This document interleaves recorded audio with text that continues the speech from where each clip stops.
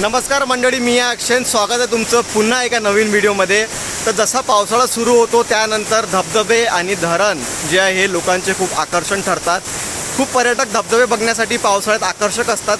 तर तसाच एक धबधबा मी तुम्हाला आजच्या व्हिडिओ दाखवणार आहे, ज्याचं नाव आहे सूर्या धबधबा किंवा सूर्यनाला धबधबा.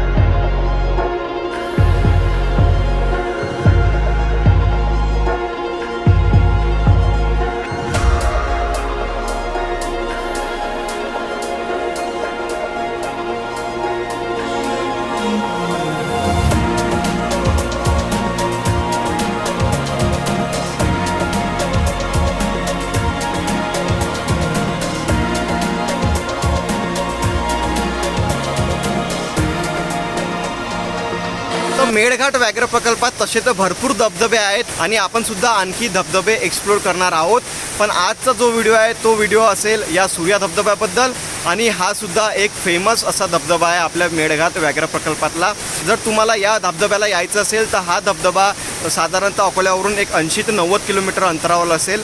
तर तुम्हाला अकोला ते पोपटखेड यावे लागेल आणि पोपटखेडवरून मग तुम्हाला पहिला चेकपोस्ट लागेल, जिथे तुम्हाला 20 रुपये ही बाईक एंट्री फी द्यावी लागेल. ही आहे आपली पहिली चेकपोस्ट सूर्या धबधब्यावर जाण्यासाठी.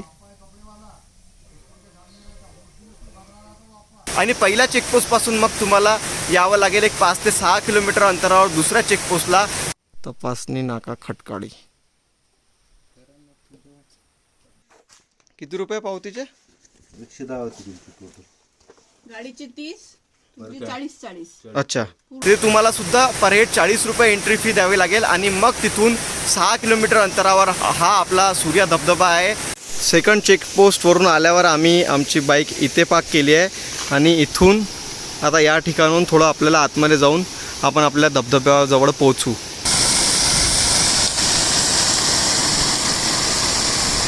खूप लोकांची बाईक पार्क दिसेल आणि तिथे काही सिक्युरिटी गार्डसुद्धा असतील. तर तिथे येऊन तुम्हाला तुमची बाईक पार्क करायची आहे आणि तिथून साधारणतः एक 100 मीटर अंतरावर हा धबधबा आहे. आणि हा धबधबा अतिशय सुंदर असा धबधबा आहे आणि मी पाहिलेला हा यावर्षीचा पहिला धबधबा आहे. त्यामुळे आम्ही सुद्धा खूप एक्सायटेड आहे. इथे हा धबधबा खूप वरून पडतो आणि साधारणतः एक ते 2 टप्प्यात असेल. आणि अतिशय सुंदर असा हा धबधबा आहे. तर प्रत्येकाने या धबधब्याला इथे येऊन एकदा व्हिजिट द्यायला पाहिजे आणि हा धबधबा बघायला पाहिजे.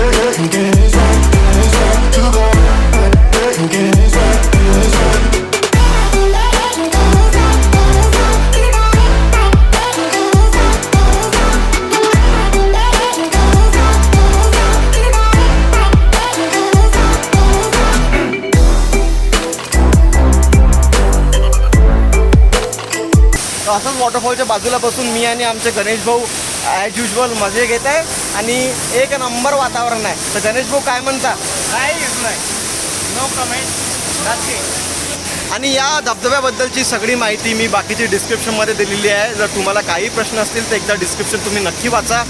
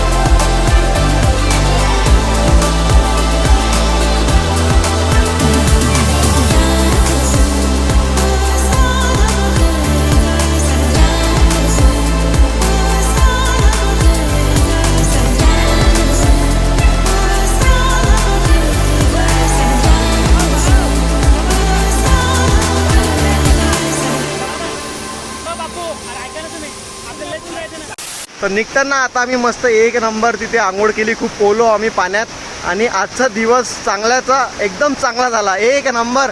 तर तुम्ही सुद्धा इथे येऊन वन डे ट्रिपसाठी हा वॉटरफॉल एन्जॉय करू शकता. आपल्या मित्रांना फॅमिलीला सगळ्यांना घेऊन या आणि एक नंबर एन्जॉय करा. फक्त एक काळजी घ्या की हा जो आपला मेळघाटचा जो परिसर आहे याला घाण नका करू. प्लास्टिक वगैरे काहीही आणू नका. आणलं तर ते आठवणीने घेऊन जा, कारण याला स्वच्छ ठेवणेसुद्धा आपलीच जबाबदारी आहे. तर bye bye. See you in the next vlog. Till then keep exploring. जय महाराष्ट्र.